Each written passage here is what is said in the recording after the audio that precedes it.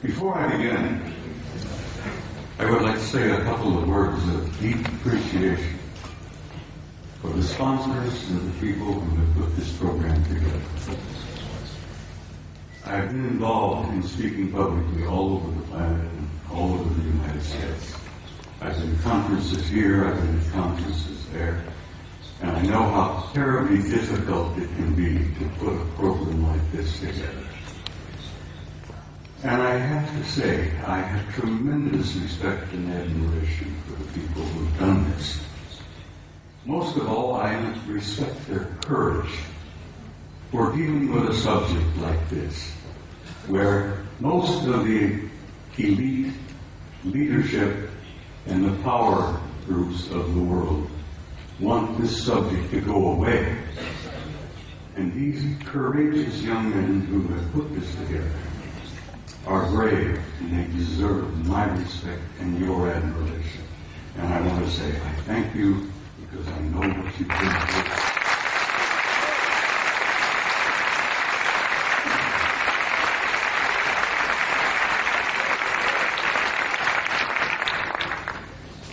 Now I must explain something else to you. I never read from a script. I don't have a prepared script to follow. I get up on a stage and I talk to people like yourselves and I kind of wing it. I have so much material and I have such a problem of keeping it under the allotted time that I've been given. I have come today prepared to speak to you for 3 hours. I'm only allowed 1 hour to get in there. So something's going to have to give. But bear with me, I'll do the damnedest job I can.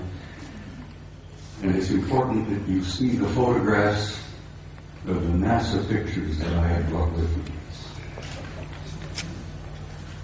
Now, my journey began 45 years ago. I began a journey that if I had known then what I know now, if I had known the pain, the anguish, the heartbreak that I was going to experience over these 45 years, I might not have started that journey at all. But here I am in Barcelona in 2009 with some of the most delightful people I have ever met. And looking back, I find that the journey was worth the effort. It was worth the pain, it was worth the heartbreak. And I'm delighted to be here. And I'm delighted to see all of you out there. And this is such an encouragement to me that people are beginning to demand the truth. They know they've been lied to from the very beginning.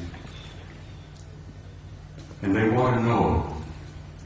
And I'm going to hear this afternoon hopefully contribute one small measure to helping you understand and helping you know.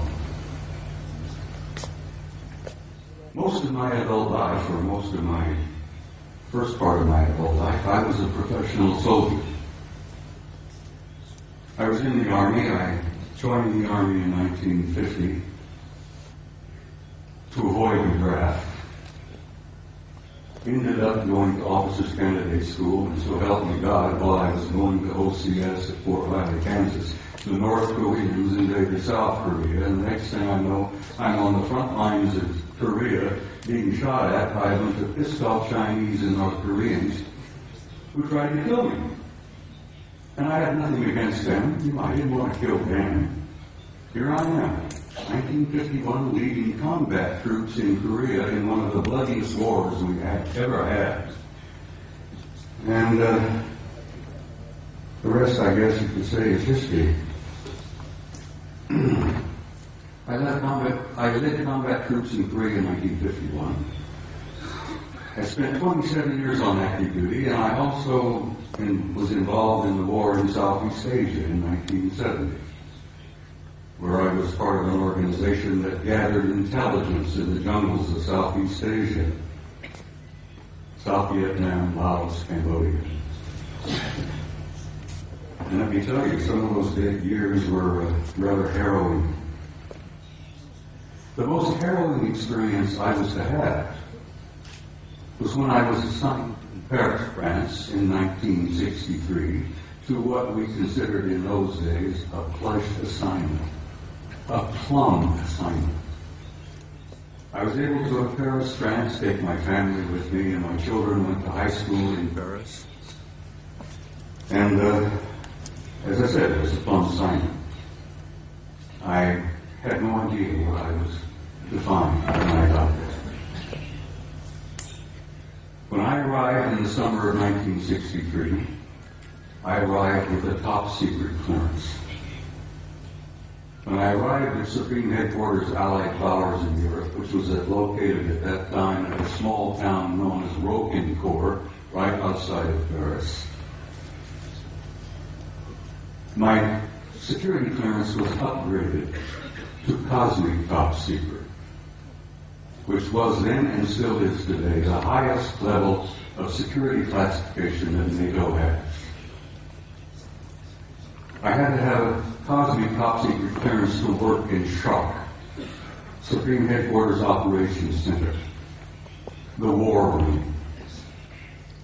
I was a senior master sergeant at the time, and when I was assigned in SHARC, I was given the job of maintaining the duty roster. We worked on a 24-hour basis, day after day after day. And I was given the job of running the duty rosters, and I worked in SHARC. And back in those days, let me tell you, the war rooms were somewhat primitive. You've seen pictures today, I'm sure, of the control centers of most major installations like SAC in Colorado Springs. Everything is electronic. Everything is demonstrated on the wall, extensions just like this beautiful stuff here. Back in those days, we had teletype, we had field telephones, and if we wanted something on the display, we had to go up and take a pin and put it on the wall and show controllers where this division was, where that Soviet regiment was, and so on and so on. Very primitive. When I arrived in the summer of 1963, I heard rumors about a study that was underway. Now, it interested me because the study was about UFOs. And I was intrigued by that possibility. I was curious about UFOs, had no ideas in what they represented. But we used to discuss this in SHARC, in the war room. The study was underway. What was it about? What happened? Well, it appears that on the morning of the 2nd of February, 1961, World War III almost began. And it was involved in the flyover of large numbers of circular metallic craft, flying in formations, very obviously under intelligent control. And they would fly out of the Soviet sector in the Warsaw Pact toward the west, in formation, at a high rate of speed, and at a very high altitude. And they would turn north over the English Channel, over the southern coast of England, and then they would disappear off of NATO radar over the Norwegian Sea.